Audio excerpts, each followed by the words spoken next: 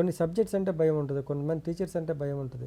So అవన్నీ మనం తెలుసుకుని వాటికి మనం ప్రాపర్ కౌన్సిలింగ్ అంటే టీచర్స్తో కానీ ప్రిన్సిపల్తో కానీ పేరెంట్స్ కానీ ప్రాపర్గా కౌన్సిలింగ్ చేస్తామంటే తగ్గిపోతుంది. పిల్లలంటే భయం కూడా ఉంటుంది, ఫ్రెండ్స్ అంటే భయం. ఎందుకంటే ఫ్రెండ్స్ వాళ్ళని వేడిపిస్తూ ఉంటారు, నువ్వు పొట్టిగా ఉన్నావు, లేకపోతే ఎత్తుగా ఉన్నావు, లేకపోతే జుట్టు అట్లా ఉంది, నీ రంగు ఇట్లా ఉంది అని వేడిపిస్తూ ఉంటారు. ఆ బుల్లింగ్ అంటాం దాన్ని.